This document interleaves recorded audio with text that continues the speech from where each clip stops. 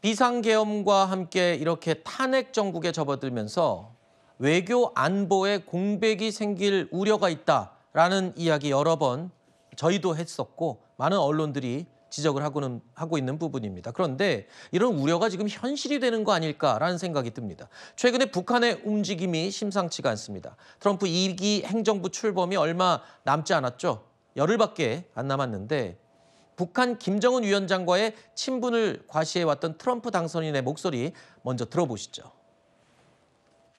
Now, this man I really got along with well. He said, I have a red button on my desk, and I said, no, I have a red button too, and mine's bigger than yours and mine works. And I got along with him great. He's very smart. He's very strong. He's the absolute leader. You know, a lot of people, he's right between, think of this, Russia, China, one side, and South Korea on the other. I said, you have a great piece of real estate. Another man I get along with very well. I'm the only one that does. 북한은 최근에 러시아에 이 전투병을 파병을 했죠. 그리고 북러 조약을 체결하면서 동맹을 과시했습니다. 자, 러시아와 이렇게 초밀착하던 북한이 중국에는 굉장히 냉정하게 굴어서 중국과의 관계가 꼬인 게 아니냐 이런 분석이 지배적이었습니다. 그런데 갑자기 우리가 혼란한 틈을 타서 중국과의 관계 개선을 꾀한다. 이런 얘기군요. 사실 그 북한이 좀 중국을 멀리하고 러시아와 가까워졌을 때도 많은 전문가들은 저게 오래가지 못할 것이다. 왜냐하면 그 북한 입장에서는 중국 없이는 이 국제 정치, 이 고립되어 있는 상황에서 이거를 뚫어갈 수 없습니다. 특히나 지금 전 세계적 흐름이 미국과 중국을 중심으로 이렇게 양분되어 있는 상황에서 북한의 입장에서는 항상 늘 중국을 지렛대 삼아서 미국과 대화하고 싶어하는 욕망을 늘 드러냈었거든요. 그렇기 때문에 러시아는 이번 전쟁 상황에서 우크라이나 러시아 전쟁 상황에서 북한이 뭐 경제적 이득이나 이런 것들을 좀 활로를 뚫기 위한 일시 방편적인 좀 요소가 있었을 뿐이고 결국은 북한 역시 중국과의 소통을 통해서 이 국제관계에 고립되어 있는 상황을 풀어가기 위한 본인들의 노력을 해야 되는 상황입니다. 근데 더 이 상황에서 좀 아쉬운 것은 지금 북한조차도 중국과 러시아 사이에서 좀 줄타기도 하면서 그러면서 미국과의 대화 시도를 하고 있는데 과연 우리나라는 무엇을 하고 있는가? 우리나라는 윤석열 정부 들어서 너무 이런 국제정세 상황 속에서 너무 미국에 올인하는 외교 정책을 펼쳐왔기 때문에 북한조차도 이렇게 줄타기하면서 지렛대 외교 이런 것들을 하고 있는데 왜 우리나라만 일방향적 외교를 해서 이런 상황에서 중국과의 사이가 계속 소원해진 상태 지금 한반도를 둘러싼 국제정세가 변화하고 격변하고 있는 상황에서 우리의 선택지가 점점 줄어드는 선택을 지금 누가 만들었는가? 누가 자초했는가라는 얘기를 했을 때는 저는 윤석열 정부의 외교 정책에 있다라고 말씀을 드릴 수밖에 없습니다.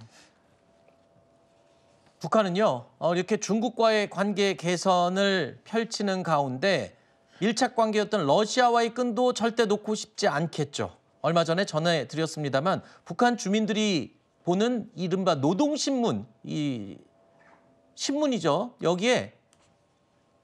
여긴 물론이고 새 달력, 우표, 여기에 전부 다 주체 연호를 씁니다, 북한은.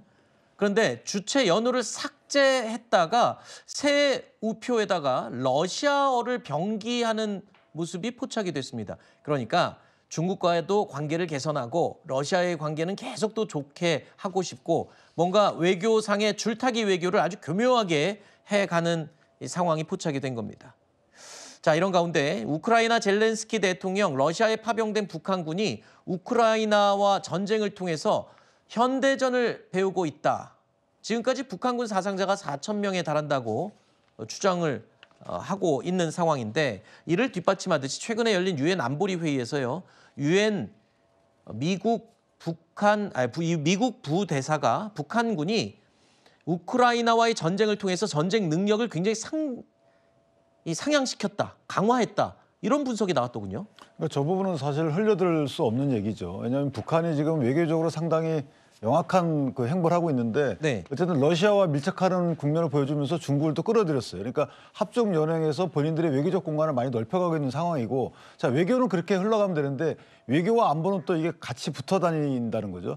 예컨대 지금 북한이 만약에 전쟁을 일으킨다면 남침을 한다 그러면 미국이 개입하게 돼 있지만 북한이 대륙간 탄도미사일 등으로 해서 미국의 개입을 막을 수가 있어요. 그렇다면 지역 방어 이런 시스템이 작동을 해야 되는데 일본과 중국과 한국과의 관계에 따라서는 지역 방어 시스템이 작동이 안 할 수가 있는 거죠. 그래서 저는 개인적으로 경제 제재를 통한 북한의 고립화는 고립화대로 하고 지역 방어 시스템을 통해서 북한의 저런 현대전 능력을 키운 북한이 만약에 도발을 해온다면 어쨌든 이 동북아 지역에서 막아내야 되는데 그런 외교적 시스템이 흔들리면 안 되는 것이다. 그런 생각들도 아마 위정자들은 해야 되겠다라는 생각을 합니다. 알겠습니다. 자, 외교 얘기까지 나눠봤습니다. 여러분과는 인사드리겠습니다. 네 분 나와주셔서 오늘 감사합니다.